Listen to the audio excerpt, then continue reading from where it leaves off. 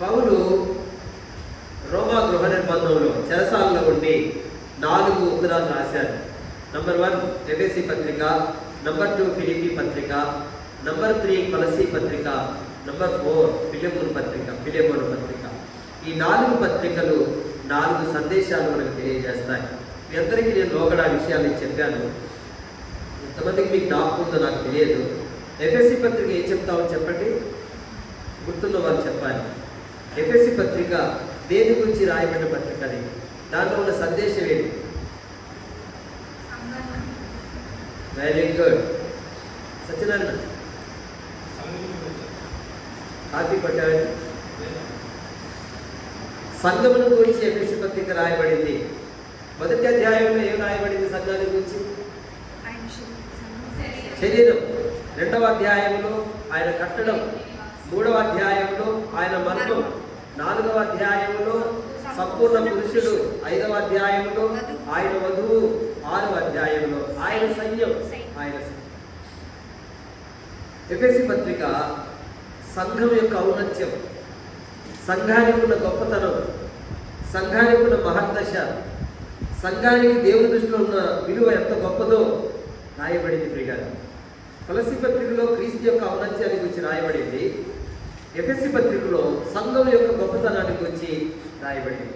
ఇక్కడ రండి, మనం చదువుకున్నటువంటి యొక్క లేఖన భాగంలో, కావున మీరు ప్రియులైన పిల్లల వలె, ఈ భాగంలో చూసినట్లయితే ఈ ఎఫెసీ పత్రికలో దేవుని బిడ్డలారా గమనించండి, 2వ అధ్యాయంలో కాబట్టి కాబట్టి కాబట్టి అని పలువాళ్ళు సంబోధిస్తూ వచ్చినాడు. ఒకసారి ఎఫెసీ పత్రిక 2:11 చూడండి. కాబట్టి మునుపు శరీర విషయంలో అన్యుడయుండి అన్నాడు. విన్నారా? తర్వాత కిందికి రండి. ఆ తర్వాత 19వ వచనం చదవండి.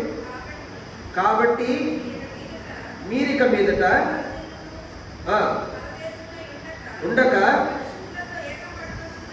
వెరీ గుడ్, చాలు.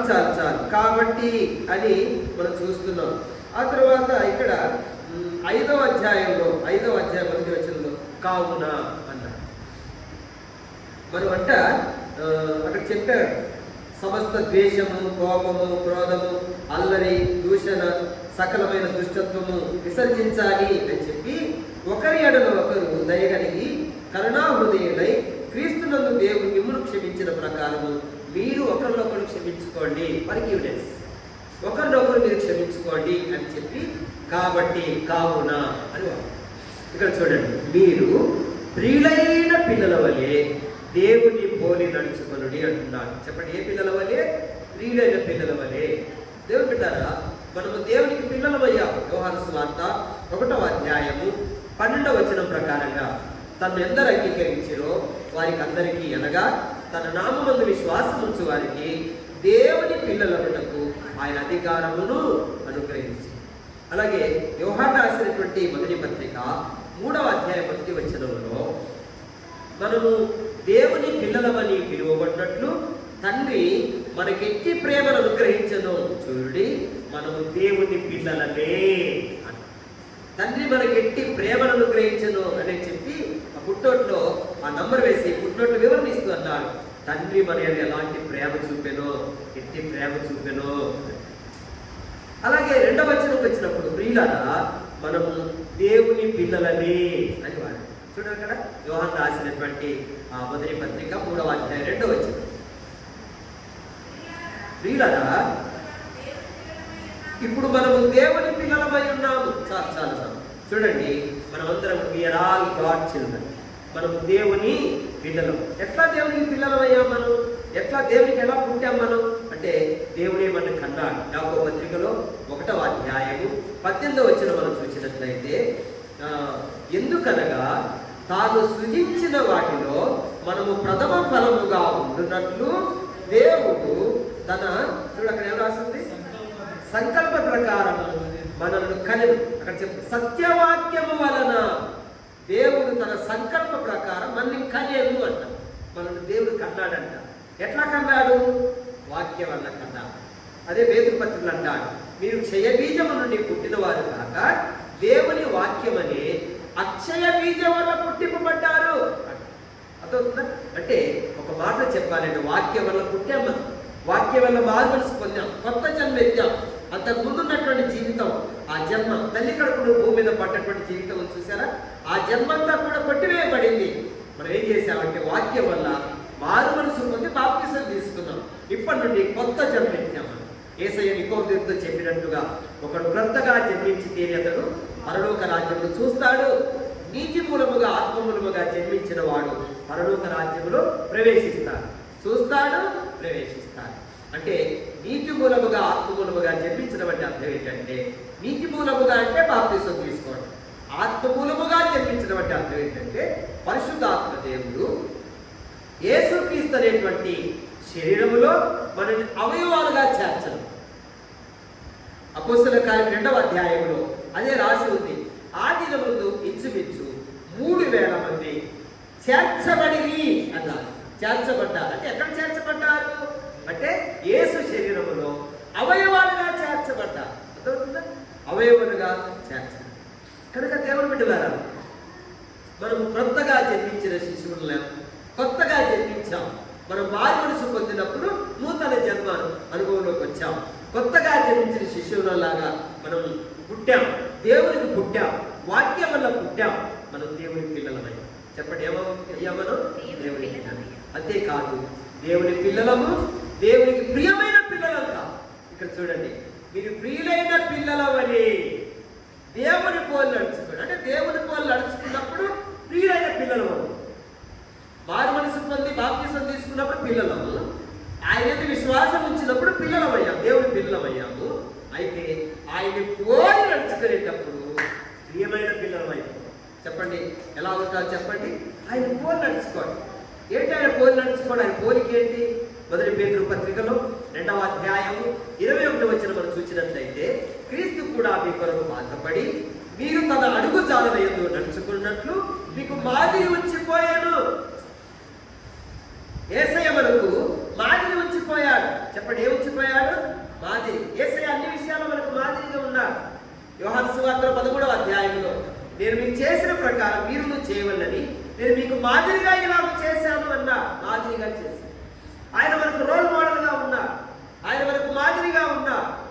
అన్ని విషయాల్లో ఆయన అనుసరించడానికి, అనుకరించడానికి ఆయన మాదిరిగా ఉన్నాడు మనకు. ప్రియులారా, ఆయన మాదిరి అంటే చెప్పాడు కింద, ఆయన అడుగుజాలు ఏంటో చెప్పాడు. 4 విషయాలు చెప్పాడు అక్కడ. ఆయన పాపము చేయలేదు, ఆయన నోటము ఏ కపటమైన నోట లేదు. 3వది, ఆయన దూషింపబడి బతులు దూషింపలేదు. 4వది, ఆయన శ్రమ పెట్టబడి బెదిరింపక న్యాయముగా తీర్చు దేవునికి తన్ను తాను అప్పగించుకొనెను. 4 ఒకటి, ఆయన పాపం చేయలేదు, కపటం లేదు ఆయన నోట్లో. 3వది, ఆయన దూషించబడ్డాడు కానీ బదులు దూషించలేదు.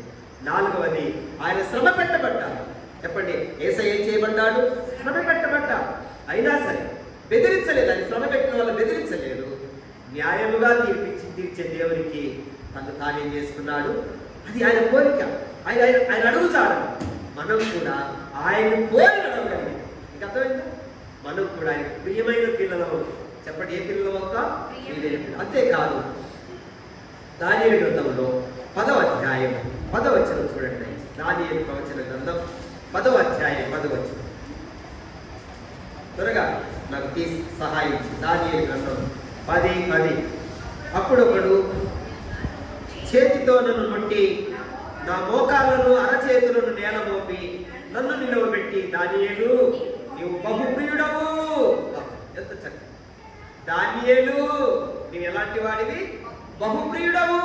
అంటే దానియేలు దేవునికి బహుప్రియమైన వాడు.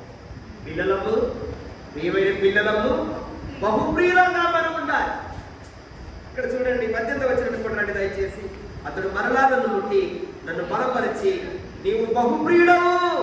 2 సార్లు దానియేలు గురించి బహుప్రియుడవు అన్నాడు. దానియేలు దేవునికి బహుప్రియుడు ఎందుకు అయ్యాడంటే, ఆయన మరి యెరూషలేములోని నెబుకద్నెజరు చేత బబులోను చెరలోనికి కొనుక్కోబడ్డప్పుడు చాలా చిన్న ప్రాయం. ఆ చెరలోనికి వెళ్ళిన తర్వాత అన్నపానములు పుచ్చుకునే విషయంలో కూడా ఆయన నిబద్ధత కలిగి ఉన్నాడు. ఎందుకంటే ఆ దినాల్లో రాజులకు పెట్టే భోజనం ఏదైతే ఉందో దాన్ని దేవతలకు అర్పించిన తర్వాత మనం భోజనం పెడతారు. అయితే అది తిని తన అభివృద్ధిని చేసుకోవడానికి దానికి ఇష్టం లేదు. చెప్పలేదు. రెండవది, మత్తును కలిగించేటువంటి ద్రాక్షరసం త్రాగి తన దేహాన్ని మత్తులుగా చేసుకోవడానికి దానియేలు ఇష్టం. రెండవది, మొదటిది అన్నపానముల విషయంలో చాలా నిబద్ధత కలిగి ఉన్నాడు. రెండవది, ప్రేమ విషయంలో ఆయన చాలా నిబద్ధత కలిగి ఉన్నాడు. నిజంగా నెల దినముల వరకు రాజుకు తప్ప ఏ దేవుడికే కానీ ఏ మనిషికే కానీ ఎవరైనా సాగిల పడితే, ఎవరైనా నమస్కారం చేస్తే, ఎవరైనా వారిని పూజిస్తే సింహాల గుహలో పడద్రోయబడతాడు అని ఒక శాసనం చేయబడింది. పిల్లలు దానియేలు మీద అసూయ కలిగినటువంటి వారు కొంతమంది దాన్ని తయారు చేయొచ్చు. ఎందుకంటే దర్యావేషు రాజు పరిపాలించే దినం పారసీక రాజు అయినటువంటి మాదీయుడైనటువంటి దర్యావేషు మాదీయుడైనటువంటి దర్యావేషు పరిపాలించేటువంటి దినాల్లో రాజ్యములో 120 మందిని రాజ్య పరిపాలన వ్యవహారాలు చూడడానికి రాజు నియమించారు. ఆ 120 మంది మీద 3 వ్యక్తులను ఆయన సూపర్వైజర్తో ఏర్పాటు చేశాడు, పర్యవేక్షణ చేసేవాడిగా పెట్టాడు. ఆ 3లో దానియేలు చాలా సిన్సియర్గా ఉండేవాడు. ఆయన లంచం తీసుకునేవాడు కాడు, అబద్ధం చెప్పేవాడు కాడు, మోసం చేసేవాడు కాడు. చాలా యథార్థంగా తనకు ఇవ్వబడి రుచి తన పనిలో చాలా నమ్మకంగా ఉండేవాడు, యథార్థంగా ఉండేవాడు, నీతిగా నడుచుకునేవాడు దానియేలు. అయితే మిగిలిన వారికి అది గిట్టలేదు. ఎందుకంటే వాళ్ళు లంచగొండి తను కలిగిన వారు, వాళ్ళు అబద్ధం చెప్పేవారు, మోసగాళ్ళు. అయితే దానియేలు మీద వాళ్ళు పగబట్టి ఆయన మీద ఎట్లా నేరం మోపాలి? తన దేవుడైన యెహోవాకు ప్రార్థించిన విషయమందు తప్ప దానియేలు మనం ఎక్కడ పట్టుకోలేము, ఆయన మనకి ఎక్కడ తప్పు చూపించలేదు అని వాళ్ళు ఆలోచన చేసి వాళ్ళు కుట్ర పన్ని మాస్టర్ ప్లాన్ వేశారు. వాళ్ళు రాజుతో మాట్లాడి, రాజుగారు 4 రోజుల వరకు తమరికి తప్ప ఏ మనుషునికి కానీ ఏ దేవునికి కానీ ఎవరు నమస్కరించవద్దు, పూజించవద్దు, సాగిలపడవద్దు, ప్రార్థించకూడదు. అలాగే ఎవరైనా ఆజ్ఞను ధిక్కరించినట్లయితే సింహాల గుహలో వాళ్ళు పడద్రోసేటట్టుగా ఒక శాసనం చేయించండి అని రాజుతో మాట్లాడి ఒప్పించి అది కార్యరూపం దాల్చేలాగా చేశారు. దేవుడు బిడ్డారా, అయితే ఆ మరణ శాసనం ఇచ్చే శాసనము వెలువడినది అనే సంగతి దానియేలుకు తెలిసిన తర్వాత కూడా దానియేలు ఆయన ప్రతిదినం యెరూషలేము తట్టు తన కిటికీలు తెరవబడి ఉండగా 3 సార్లు ప్రార్థన చేశారు. చెప్పండి, ఎన్నిసార్లు? సుమారు ప్రార్థించారు.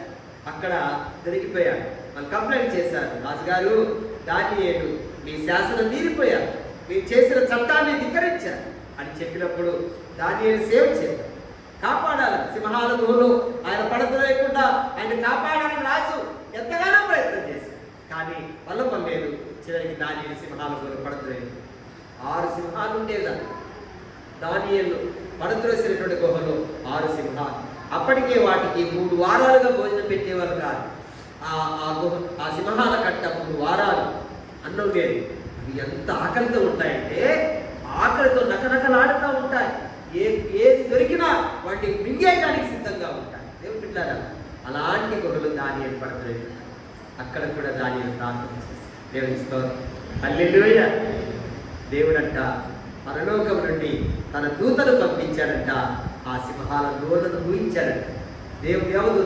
దేవుడు పంపిన దూత వచ్చి గుహలో దానియేలు మిగకుండా సింహాల నోళ్లను మూసాడు దూత. నిజంగా రాజు నిద్ర పట్టలేదు. తెల్లవారికి ముందే బయలుదేరి గుహ దగ్గరకు వస్తూ, ఓ జీవము గల దేవుని సేవకుడైన దానియేలు, నీవు ప్రతి దినము తప్పగా సేవించుచున్న నీ దేవుడు నిన్ను రక్షింపగలిగినాడా? ఇప్పుడు దానియేలు ఇలా దర్యావేషు కేకలు వేసుకుంటూ వస్తున్నా. రాత్రి నిద్ర పట్టలేదు. దానియేలుకి ఏం జరిగిందో, అయ్యో ఒక మంచి వాడిని పోగొట్టుకున్నాను నేను, దానియేలు పరిస్థితి ఏమైందో దగ్గరికి పరిగెత్తుకొని వస్తే ఈ మాట గుహలో నుండి ఒక శబ్దం వినబడతా ఉంది, రాజు చిరకాలము జీవించునుగాక. హల్లెలూయా, హల్లెలూయా. రాజా, నేను నా దేవుడి దృష్టికి నిర్దోషినిగా కనబడ్డాను కనుక ఆయన తన దూత నంపి ఈ సింహాల నోళ్ళను ఏం చేశాడు? ఊహించాడయ్యా. దేవుడు బిడ్డారా, దానియేలు అన్నపానముల విషయంలో చాలా కమిట్మెంట్, మంచి నిబద్ధత కలిగిన వాడు. ప్రార్థన విషయంలో రాజీ పడ్డవాడు కాడు. మూడవది, దేవుని ప్రత్యక్షతల దర్శనాలు చూడగలిగిన వరం దానియేలుకు. ఆయన తన ప్రజల పక్షంగా ఎంతగానో ప్రార్థన చేశాడు. ఆయన మరి దానియేలు గ్రంథం తర్వాత చదువుకున్న 9వ అధ్యాయంలో సుదీర్ఘ ప్రార్థన, తన నిమిత్తం, తన పాపముల నిమిత్తము, తన ప్రజల పాపముల కొరకై ఆయన కన్నీరు కాచి ప్రార్థించారు. వారు చరణానికి వచ్చి 70 సంవత్సరాలు అయింది. ఇర్మియా గ్రంథం ద్వారా ఆ పుస్తకం చుట్టూ చదివినప్పుడు 70 సంవత్సరాల చెర పూర్తవుతున్న సమయం దగ్గరకు వచ్చింది అనే విషయం దానియేలుకు తెలిసినప్పుడు దానియేలంట ఆ 9వ అధ్యాయంలో గొప్ప ప్రార్థన చేశారు. పాపములు ఒప్పుకుంటూ ప్రార్థన చేసి, దేవుని బిడ్డారా, దేవుని నిజంగా ఆయన ప్రార్థన ఆలకించి ఆయన జవాబును పంపించారు. ఆయన మనసు నింపి దేవునికి ప్రార్థన చేసిన రోజునే గబ్రియలు అనేటువంటి దూతను ఆయన దానియేలుకు జవాబుగా ఆయన పంపించారు మాట్లాడడం కొరకు. అయితే మార్గం మధ్యలో పారసీకుల అధిపతి ఆ గబ్రియలు ఎదిరించాడు. అప్పుడు మిఖాయేలు దూత వచ్చి ఆ గబ్రియలకు సహాయం చేశాడు. 21 రోజు దానియేలు దగ్గరికి దేవుని జవాబు అందకుండా ఆకాశ మండలంలో దురాత్మలు అడ్డగించాడు. దేవుని బిడ్డారా, తర్వాత మరి గబ్రియలు వచ్చి దానియేలుతో మాట్లాడుతూ ఆయన బహు ప్రియుడవు నీవు అంటాడు. చెప్పండి, ఏ ప్రియుడు? కావున మీరు ప్రియులైన పిల్లల వలె దేవుణ్ణి పోలి నడుచుకోవాలి. చెప్పండి, ఎవరి పోలి నడుచుకోవాలి? యేసయ్య పోలి నడుచుకోవాలి. యేసయ్య మాదిరి మనం కలిగి ఉండాలి. యేసయ్యలాగా మనం జీవించాలి. మీకు అర్థమైందా? ఆయన అడుగుజాడల్లో మనం నడవాలి. ద ఇమిటేషన్ ఆఫ్ క్రైస్ట్ అనే బుక్ నేను చదివాను. దాన్ని తెలుగులో క్రీస్తు అనుకరణం అనే బుక్గా దాన్ని తర్జుమా చేశారు. థామస్ ఎ కెంపిస్ అనేటువంటి గొప్ప దైవజనుడు ఆయన. ఆ బుక్ చదువుతున్నప్పుడు ఎంతో ఏడ్చాను నేను. చాలా అద్భుతమైన పుస్తకం. యేసు క్రీస్తు అనుకరణం, ఆయనలాగా మనం నడవాలి, ఆయనలాగా మనం జీవించాలి అని మరి రాయబడ్డ పుస్తకం అది. దేవుని బిడ్డలారా, యేసయ్య పోలికగా మనం ఉండాలి, యేసయ్యలాగా మనం జీవించాలి. అర్థమవుతుందా? మనకు రోల్ మోడల్ ఆయన. క్రీస్తు వలే ఉండుటకు బైబిల్ రాసింది. ఎఫెసీయులకు రాసిన పత్రికలో 4వ అధ్యాయము 15వ వచనం మనం చూసినట్లయితే, ప్రేమ కలిగి సత్యము చెప్పుచు క్రీస్తు వలే ఉండుటకు మనం అన్ని విషయంలో ఎదుగుదాము అని రాసి. అన్ని విషయాలు ఎదగాలి. ఎవరిలాగా ఉండడానికి? క్రీస్తు వలే ఉండడానికి. ఇదే ఎఫెసీ పత్రికలో, అదే ఎఫెసీ పత్రిక 4వ అధ్యాయంలో 11, 12 వచనంలో చూస్తాం. మనమందరము విశ్వాస విషయములోను దేవుని కుమారుని గురించిన జ్ఞాన విషయములోను ఏకత్వం పొంది సంపూర్ణ పురుషుల కొరకు అనగా క్రీస్తు యేసునకు కలిగిన సంపూర్ణతకు సమానమైన సంపూర్ణత కలవాలమగునంతగా ఆయన ఇలాగూ నియమించను. అంటే మనం ఏ సంపూర్ణతలో ఎదగాలి? దేవుని ఉద్దేశం క్రీస్తు యొక్క సంపూర్ణతలో. మనం చూసినట్లయితే ఆ పరమగీత కావ్యంలో 6వ అధ్యాయంలో ఆ ప్రాణప్రియుడు గురించి ఆయన గురించి రాయబడుతుంది. 6వ అధ్యాయం అంతా కూడా ప్రాణప్రియుని గురించి రాయబడినటువంటి అధ్యాయం.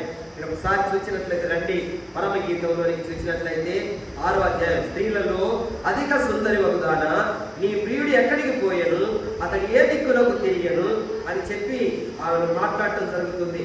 అప్పుడు చూడండి, ఆమె సమాధానం ఇస్తూ ఆయన గురించి చాలా చక్కని వివరణ ఇచ్చినట్లుగా దేవుని వాక్యంలో మనం చూడగలుగుతాం. 5వ అధ్యాయంలో ఆ వివరణ ఉంటుంది. వేరు ప్రియుడి కంటే నీ ప్రియుని యొక్క విశేషం ఏంటి అని యెరూషలేము కుమార్తెలు షూలమితిని అడిగారు. అప్పుడు ఆమె చెప్పింది, నా ప్రియుడు ధవలవర్ణుడు, నా ప్రియుడు రక్తవర్ణుడు, 10,000 మందిలతి కాంక్షణీయుడు. ఎంతో సుందరుడమ్మా తాను, నేనెంతో మురిసిపోయినాను. ఎంతో సుందరుడమ్మా తాను, పాలతో కడిగిన నయనాలు గలవాడు, పాలతో కడిగిన నయనాలు గలవాడు, వినుల దురతనా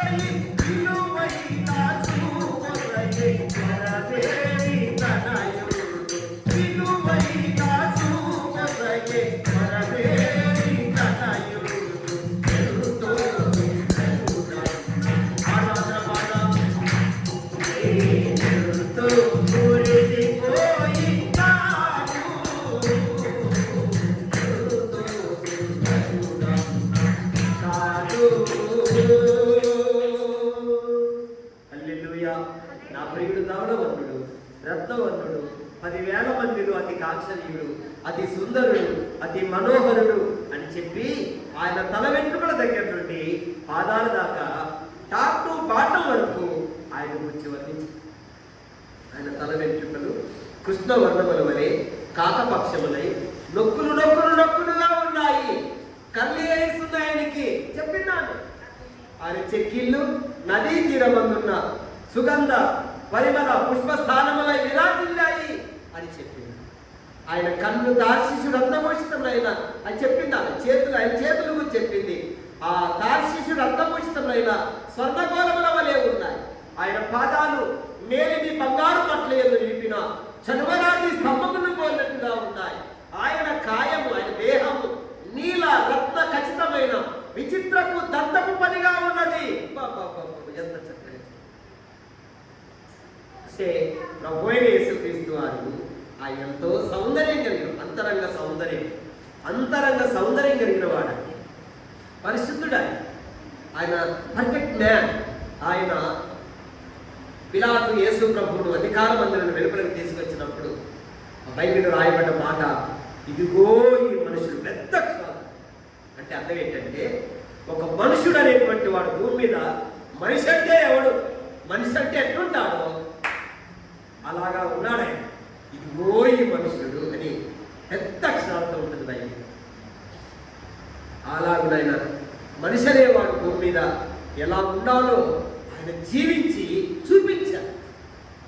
ఆ తర్వాత ఆయన సంఘవధు, ఆయన పట్టపు రాణి గొర్రెపిల్ల వివాహంలో ఆయన వివాహం చేసుకుని యుగయుగాలు తనతో పట్టపురాణిగా ఉండబోయేటువంటి సంఘవధు ఆమె ఎలా ఉండాలని కోరుకున్నాడంటే, ఆ పరమగీతం 7వ అధ్యాయంలో రాసి ఉంటుంది. రాజకుమార పుత్రిక, నీవు నీ పాదరక్షలతో ఎంత అందముగా నడుచుతున్నావు అన్నా. రాజకుమార పుత్రిక అంటే సంఘవధువుల గురించి రాయబడినటువంటి మాటలు. అంటే సంఘములో ఏ లోపం ఉండకూడదు, యేసయ్యలాగానే సంఘం ఉండాలి. సంఘము పోలిక, సంఘం మాదిరి, సంఘం యొక్క జీవిత విధానం, సంఘం యొక్క నడవడి యేసులాగానే ఉండాలని దేవుడు. కావున మీరు ప్రియులైన పిల్లల వలె దేవుణ్ణి పోలి నడుచుకోండి. చెప్పండి, ఎలా నడవాలి మనం? యేసయ్యలాగా నడవాలి. చూడండి, పేతురు విషయంలో ఆ చిన్నది, ఆ సైనికుడు వాళ్ళు ఇచ్చిన సాక్ష్యం ఏంటో తెలుసా? నీవు కూడా ఆయనతో కూడా ఉన్నవాడివి కదా, ఆయనతో ఉన్నవారిని ఒకడివి కదా అన్నప్పుడు, లేదు నాకు తెలియదు అన్నప్పుడు, లేదు కాదు నీ పలుకు నీ పలుకు నీ యొక్క నీదంతా కూడా ఆయనలాగానే ఉంది మాకు, అట్లాగే వినబడుతుంది, అట్లాగే కనబడతా ఉంది. యేసయ్యలాగా మనం మాట్లాడాలి, యేసయ్యలాగా చూడాలి, యేసయ్యలాగా నడవాలి, యేసయ్యలాగా ఉండాలి. ఆరోగ్యమూర్తి గారు ఆయన పాట రాసుకున్నాడు, యేసులాగా ఉండాలని, యేసులోనే నడవాలని, యేసులాగా ఉండాలని, యేసులోనే నడవాలని, గెలవాలని,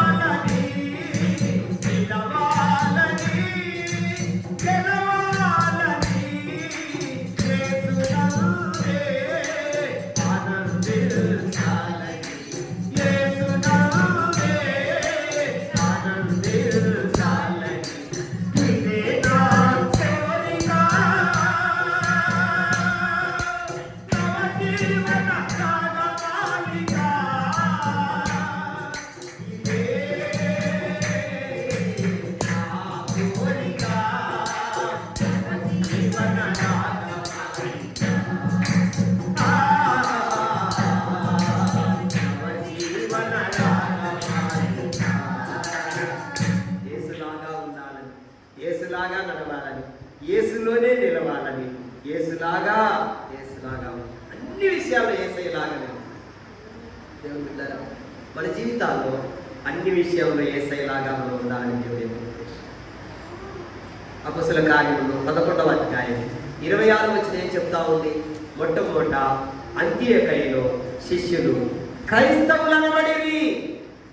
శిష్యులు ఏమనబడ్డారంట అంటే, అన్యజనులు శిష్యులను చూచి క్రైస్తవులు అని పిలిచారు. అంటే వాళ్ళ జీవితాల్లో యేసే కనబడ్డాడు. యేసు క్రీస్తులాగా వారు ఉన్నారు, యేసులాగా నడుస్తూ ఉన్నారు. దాన్ని బట్టి అన్ని జనులు, దేవుని ఎరగని అన్ని జనులు వాళ్ళు ఏం చేశారంటే క్రైస్తవులు అన్నారు. దేవుని బిడ్డలారా, ప్రియులైన పిల్లల వలె, మీరు ప్రియులైన పిల్లల వలె దేవుని పోలి నడుచారు. క్రీస్తు చూడండి, క్రీస్తు సంఘమును చూడండి, క్రీస్తు మిమ్మల్ని ప్రేమించి అంటాడు. ప్రేమించి ఏం చేశాడు అక్కడ చెప్పాడు, మీరు పరిమళ వాసనగా ఉంటున్నట్లుగా మీ కొరకు తను తాను దేవునికి అర్పణముగాను బలిగాను అప్పగించుకున్నాడు. చెప్పండి, ఏ వాసనగా ఉన్నట్లు? పరిమళ వాసన. పరిమళం అంటే అర్థం ఏంటి? సువాసన, మంచి వాసన. మనం పరిమళ వాసనగా ఉంటున్నట్లుగా క్రీస్తు అంట మనల్ని ప్రేమించి మనం పరిమళ వాసనగా ఉన్నాం. యేసయ్య చెప్పండి, మనం ఏం చేశాడు? ప్రేమించాడు. అబ్బా, ఎంత ప్రేమించాడు చెప్పండి.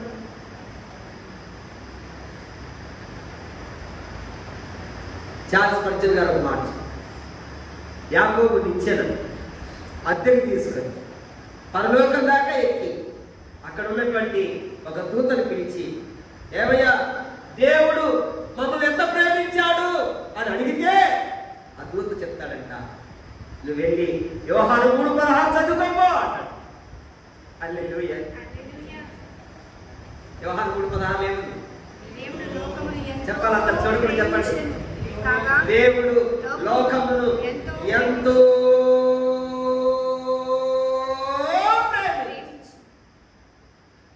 ప్రేమించాడు. అసలు ఎంతో అనే దానికి ఎంతసేపు అన్నది చెప్పండి? దానికి అంత ఉందా? దరిదాపు ఉందండి? అది ఎంత ప్రేమించాడు యోహాను. దేవుడు మనల్ని ప్రేమించిన ప్రేమకు ఎంత ప్రేమించాడు అంటానికి ఎంతో అని వాడు. ఎంతో అంటే ఇంగ్లీష్లో ఇన్ఫినిటీ అంటారు. ఇన్ఫినిటీ అంటే అనంతం.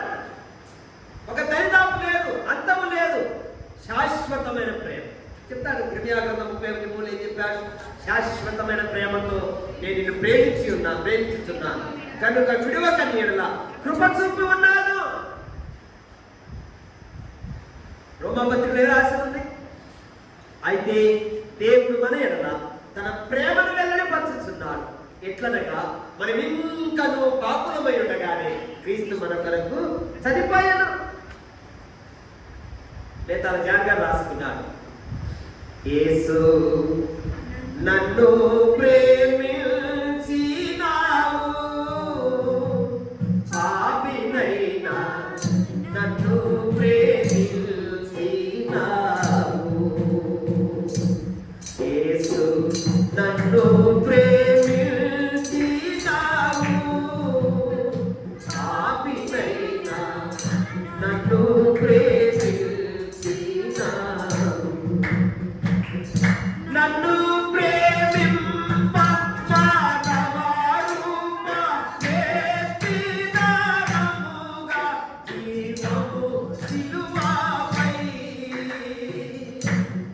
ఇచ్చి కన్నా తల్లిదండ్రుల యన్నాదమ్ముల ప్రేమ కన్నా మిల్చిన ప్రేమతో యేసు నన్ను ప్రేమించినావు, పాపినైనా నన్ను ప్రేమించినావు. ఎంత చక్కని!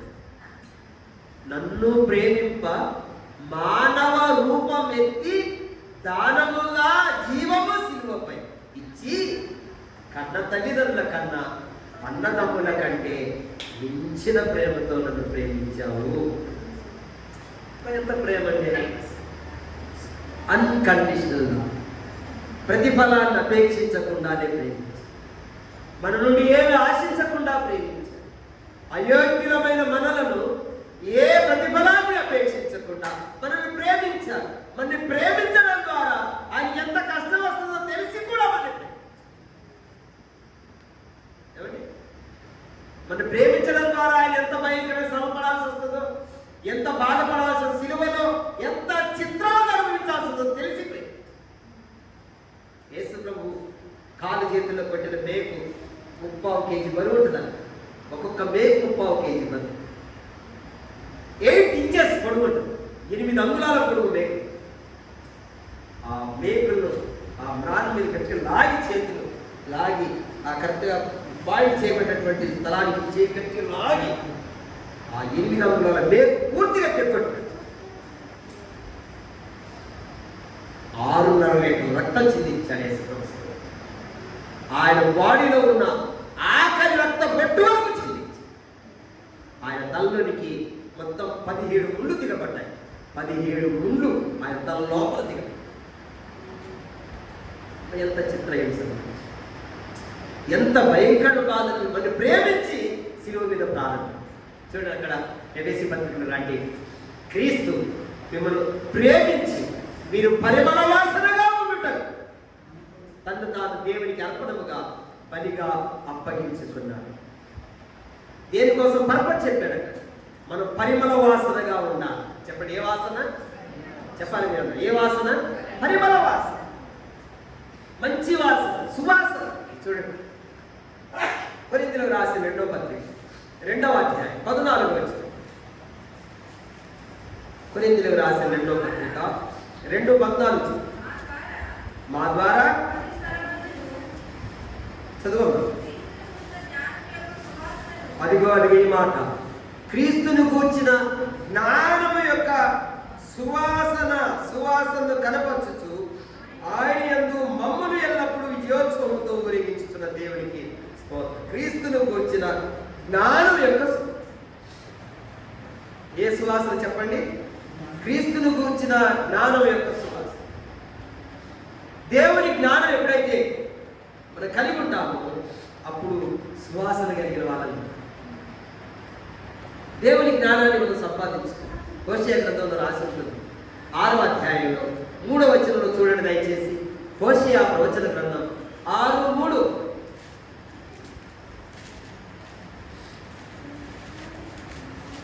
తీసిన వాడు చదవండి. హోషేయ గ్రంథం 6:3. యెహోవాను గూర్చిన జ్ఞానమును సంపాదించమనండి.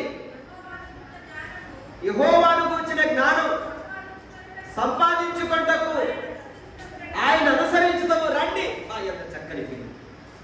యెహోవాను గూర్చిన జ్ఞానాన్ని సంపాదించుకుందాం రండి. యెహోవాను గూర్చిన జ్ఞానాన్ని సంపాదించుకోవడానికి ఆయన అనుసరించుదాము అంటే ఆయన ఫాలో అయితే ఆయన జ్ఞానం అంటారు. ఏమండి, సహవాసంలోనే పొందుకోగలుగుతారు. ఏమండి, 6 నెలలు సహవాసం చేస్తే వారు వీరు ఇప్పుడు అనుకున్నాడు. దేవునితో ఎంతకాలం నడిచాడు? 300 సంవత్సరాలు. భార్య, పిల్లలు, ఎవరైనా కుటుంబం ఉంది. 300 సంవత్సరాలు దేవునితో నడిచాడు. దేవునితో కలిసి మాట్లాడుతూ దేవుడు అంట పరలోకం నుండి అంట అదొక దగ్గరికి వచ్చాడు భూమి. చూడండి స్నేహం ఎలా ఉంటుంది చూడండి. పరలోకం నుండి భూమి మీదకి వచ్చి చూడండి. పరలోకంలో ఎంతో మంది ఉన్నారు, కోట్ల మంది దూతలు ఉన్నారు. అయినా పరలోకం అంటే అంత ఇష్టమో దేవుడికి. పరలోకం నుండి భూమి మీద దాకా వచ్చేవాడు. ఇద్దరు కలుసుకొని మాట్లాడుకుంటూ వెళ్తూ ఉండేవాళ్ళు. బైబిల్ రాశారు, సమ్మతి లేకుండా ఇరువురు కూడి నడుస్తారా అంట. అంటే ఇద్దరు మధ్యలో ఏమని చెప్పండి? మంచి అవగాహన, మంచి అండర్స్టాండ్. కాబట్టి ఇద్దరు పోట్లాడుకొని కలిసి నడవగలుగుతారా? అట్లానే ఇద్దరు భార్య భర్తలు పోట్లాడుతున్నారు, కలిసి ప్రయాణం చేస్తారు బస్సులో, చిరొక సీట్ బుక్ చేసుకుంటారు అంతేనా? లేకపోతే రైలు బోగిలో వాళ్ళు ఫస్ట్ క్లాస్లో అక్కడ ఉంటే వాళ్ళు మొదటి బోగిలో ఉంటే ఇలా 3వ బోగిలో 4వ బోగిలో ఇద్దరు కలవరు, ఇద్దరు పోట్లాడుకుంటారు. దేవుని బిడ్డారా, హనోకు దేవునితో సంబంధి కలిగి ఉన్నా 300 సంవత్సరాలు నడిచాడు. బైబిల్ రాసింది హనోకు దేవునితో నడిచాడు. దేవుడు అతన్ని కొలిపోగా అతడు లేకపోయాడు. దేవుడు అతన్ని కొలిపోగా అతడు లేకపోయాడు. అంటే వాళ్ళిద్దరు కలిసి నడుచుకుంటూ ఈ బౌండరీస్ దాటి పరలోకంకి వెళ్ళిపోయారు. అరే హనోక్, అరే మనం చాలా దూరం వచ్చావయ్యా, పరలోకం వచ్చేసావయ్యా అంటాడు దేవుడు. అవును బ్రహ్మ, అబ్బాయి ఎంత బాగుంది బ్రహ్మ పరలోకం. మరి ఎట్లా హనోకు చాలా దూరం వచ్చా, మరి వెళ్తావా? ఇంకెందుకు ప్రభు, వాళ్ళే వస్తారులే తర్వాత, నేను ఇక్కడే ఉంటా ప్రభు, ఇక్కడే ఉండే ప్రభు. దేవుడితో హల్లెలూయా. దేవుడితో స్నేహం చేయాలి. దేవుడితో కలిసి నడిస్తే దేవుని అద్భుతం, దేవుని జ్ఞానం వస్తుంది మనకు. దేవుని జ్ఞానం సంపాదించుకోవాలి. సామెతల గ్రంథం 30వ అధ్యాయం, సామెతలు 30.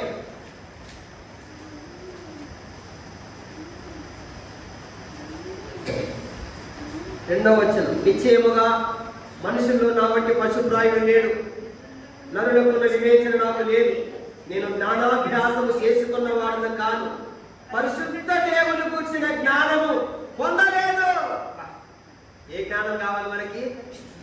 చెప్పండి. నిశ్చయముగా నా వంటి పశుప్రాయుడు లేడు. ఎందుకు లేడంటే నాకు దేవుని జ్ఞానం లేదు.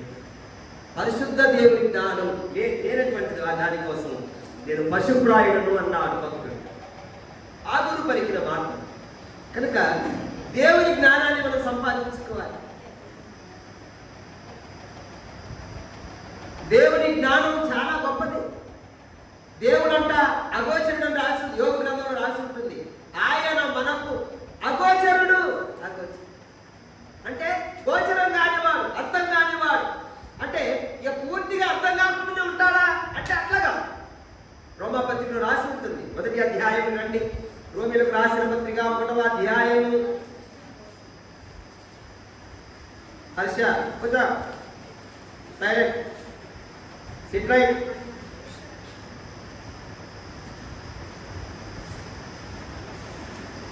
19వ వచనం, 1:19. ఎందుకనగా దేవుని గూర్చి తెలియ శక్యమైనదేదో అది వారి మధ్య విషదమై ఉన్నది, దేవుడు అది వారికి విషదపరిచెను.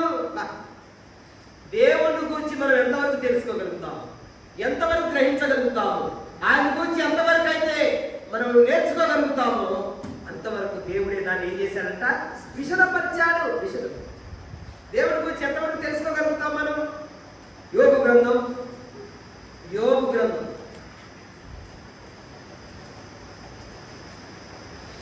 28వ అధ్యాయం 14వ వచనం. ఇవి ఆయన కార్యములలో స్వల్పములు. ఆ పైనంతా కూడా శూన్యం పైన భూమిని వేలాడదీశాడని, మేఘాలు చిరిగిపోకుండా మేఘాలలో నీళ్లను బంధించాడని, ఇవన్నీ చెప్పుకుంటూ వచ్చి ఇవి ఆయన కార్యములో స్వల్పములు, ఇంకా చాలా చేశాడు కానీ ఇవి కొద్దివే అని చెప్పి ఇంటికి రండి. ఆయన గురించి మనకు వినబడుతున్నది ఏమండి?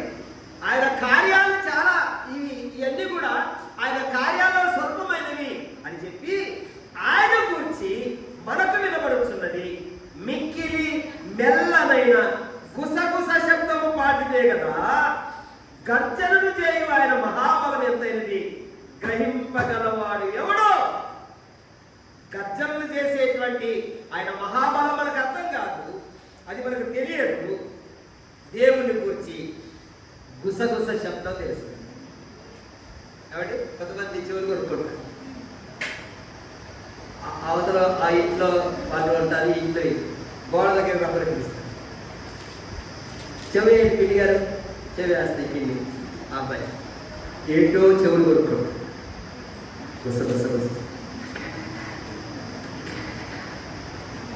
గుసగుస అంటే అర్థం ఏంటి?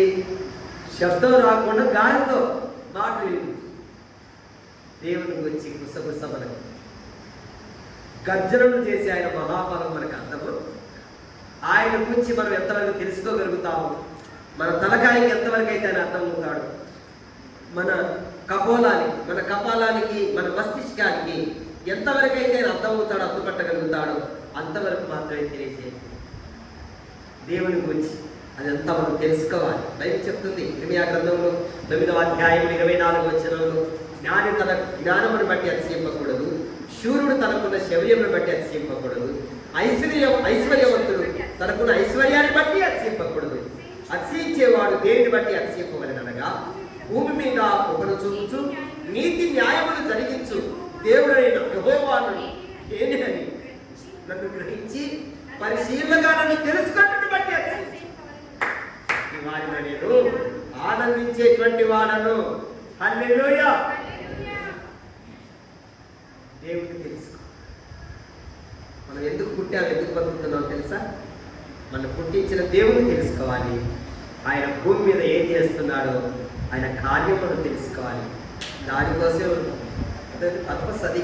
అసలు దేవుడు మనం ఎందుకు పుట్టించాడంటే ఏమండి, మనం ఏదో పెరిగి పెద్దవాళ్ళం ఒక ఇల్లు కట్టించుకొని పెళ్లి చేసుకొని పిల్లలు కానీ ఈ వంట వారికి మొదలుపెట్టి ఈ భూమి మీద సంపాదించుకొని ఇవన్నీ కూడా భూమి మీద భూములు కొనుక్కొని ఆస్తులు సంపాదించుకొని అంతస్తులు సంపాదించి డిగ్రీలు సంపాదించుకొని దీనికోసమే ఎంత సంపాదించుకొని చచ్చిపోవడం కోసం దేవుడు పుట్టిరేమని అది కాదు జీవితం.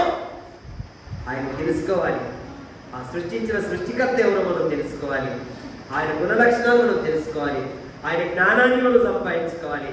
ఆ తర్వాత ఈ భూమి మీద ఆయన ఏం చేస్తున్నాడో ఆ కార్యక్రమం ఏంటో కార్యం ఏంటో తెలుసుకొని దాంట్లో మనం బాగా పరుచుకోవాలి. అందుకే కనుక దేవుని జ్ఞానాన్ని మనం ఏం చేయాలి? బైబిల్లో దేవుని జ్ఞానం లేని వారిని ఒక తీవ్రమైన పదంతో సంబోధించారు తెలుసా మీకు?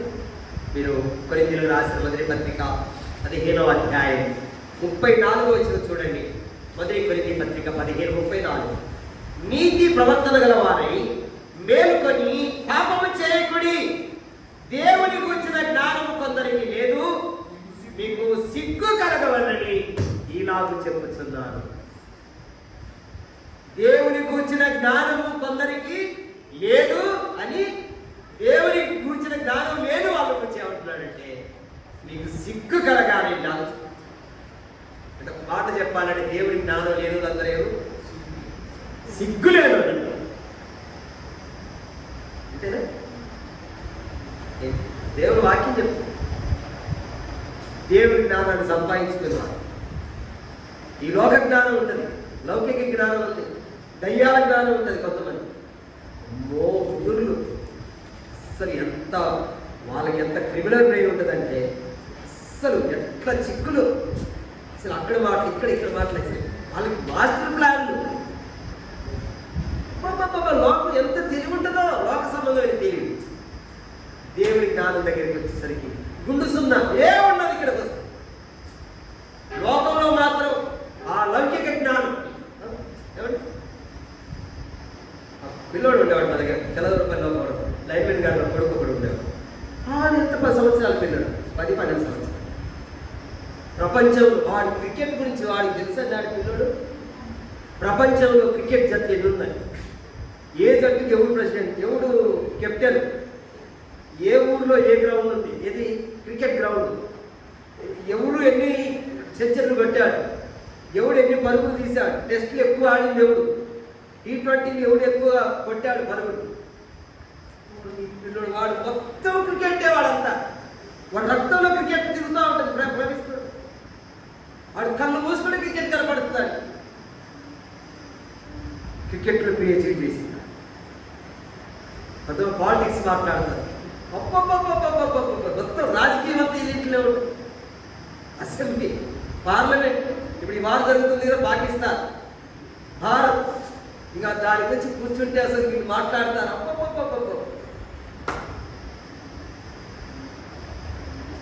రాజకీయాలు, క్రికెట్. ఇక మన సిస్టర్స్ ఉన్నారంటే ఇక వంటలు, మా ఊరు మా ఇంటి వల్ల మా ఊరు వంటలు. అస్సలు అదేంటిది కళాయి తీసుకుని వెళ్ళను, శుభ్రం చేసి పొయ్యి మీద పెట్టుకుని వెళ్ళను. ఆ ఉల్లిపాయలు జాగ్రత్తగా తరిగి దాంట్లో పచ్చిమిర్చి చేసి వాళ్ళ గొడవ వాళ్ళది దాంట్లో మొత్తం ఇప్పుడు కూడా అన్ని వంటలన్నీ దాన్ని చూసే చేస్తున్నారు కొత్త ప్రయోగాలు.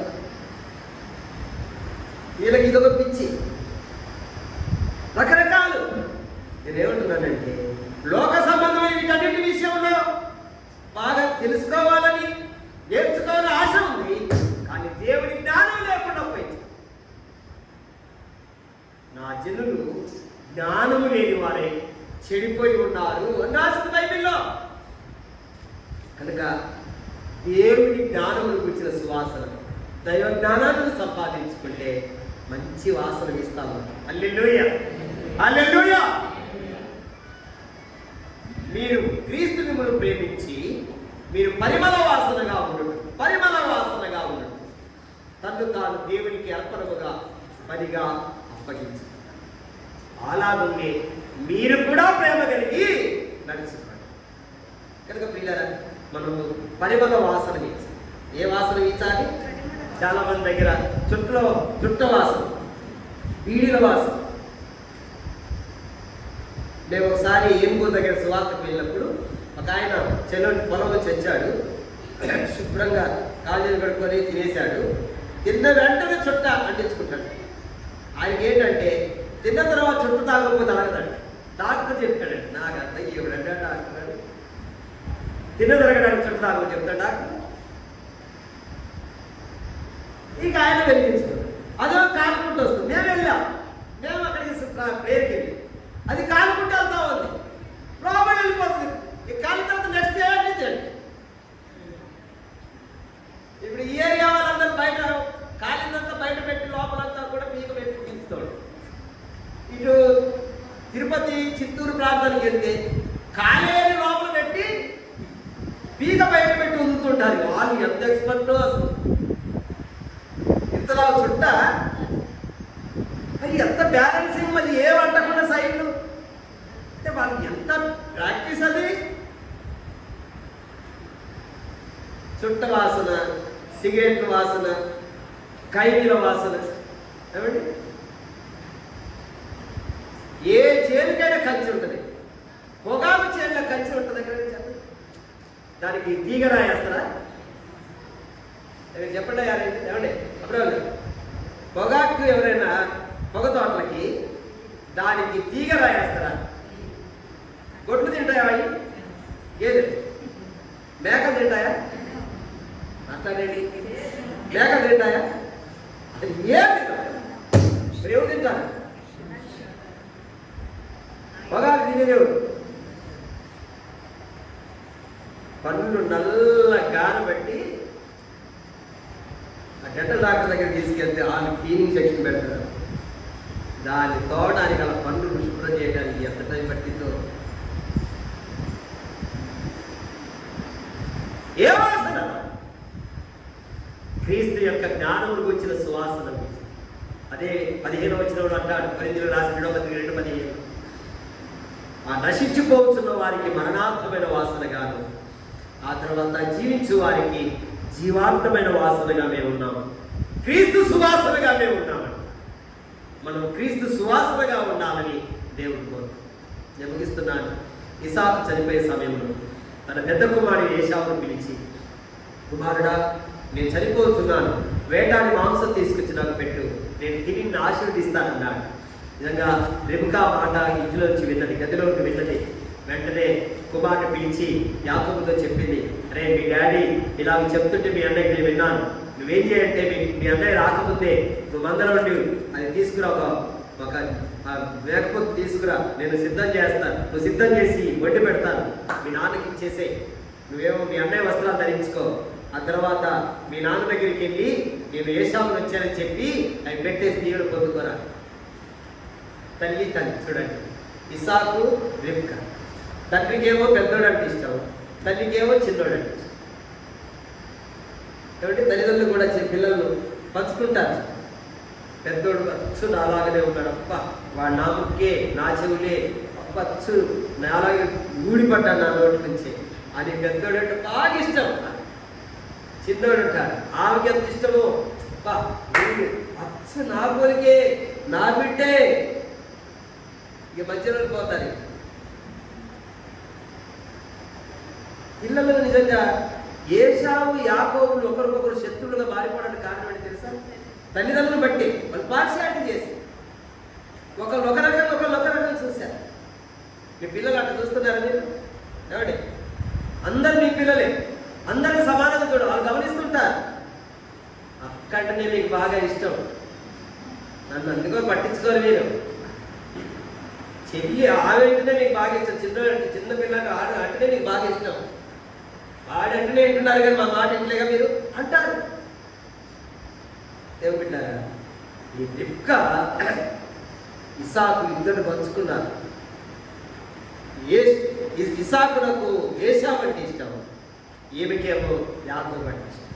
ఆయన వేటాడి మాంసం తెచ్చేవాడు, ఆయనకి ఇష్టం.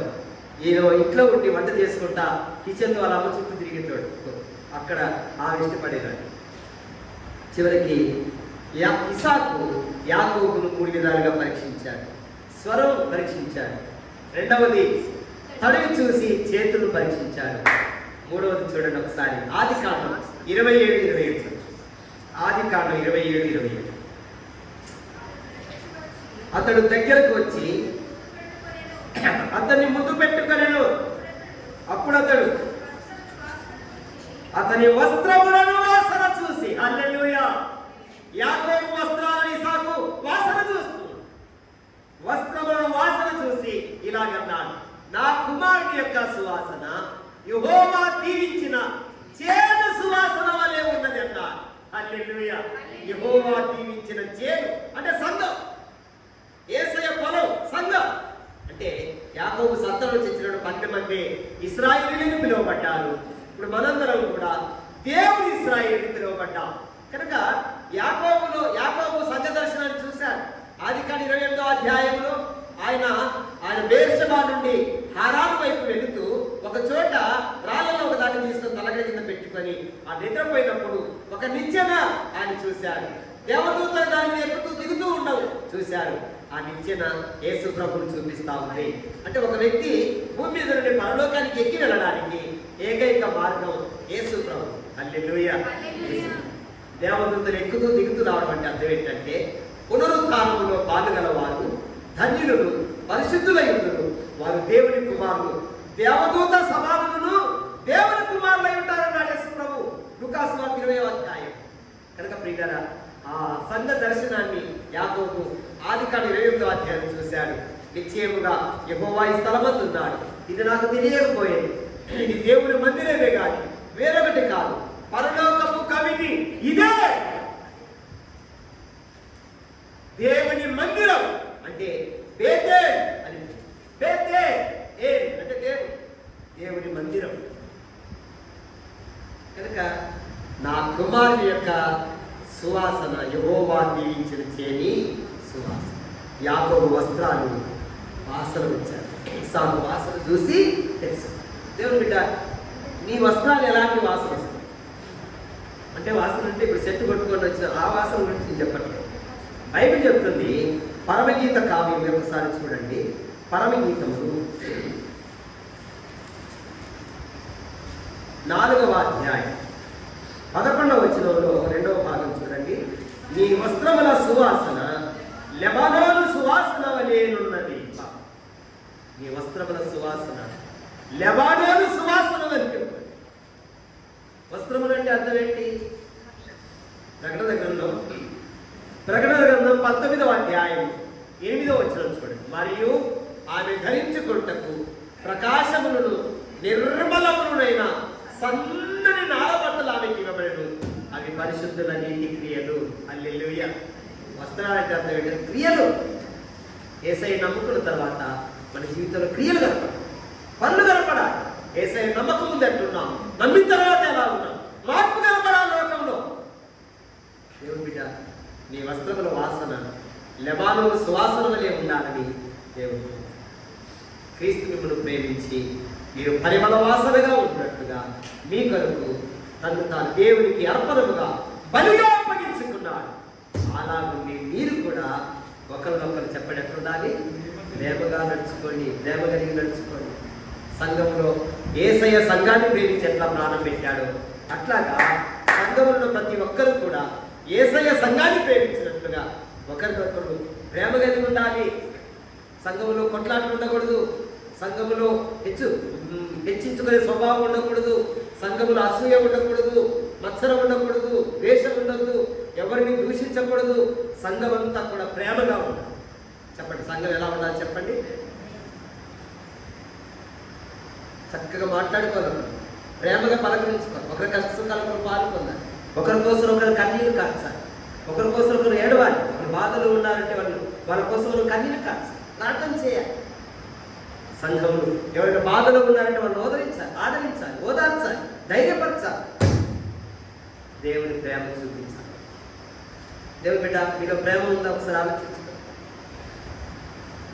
చక్కగా షేకేలు ఇచ్చుకోండి ఒకరి పక్కన ఒకరు అందరూ. రైతులా నవ్వుతూ చెప్పండి, చక్కగా బాగున్నారా చెప్పండి, చెప్పుకోండి. వాయిస్ మీరు కూడా బ్రదర్స్ అది కూడా బాగుందనే ఇస్తున్నా. బాగున్నావా? చూసుకుంటాం, కనీసం స్వీకరించడం మాట్లాడడం నవ్వుతూ మాట్లాడాలి. ఏంటో శత్రు పొద్దుటే గొడవ పడి వచ్చినట్టుగా మరి నీకే నేను షేక్ చేయాల్సి వచ్చిందని ఆయన చెప్తున్నాడు. నీకేమని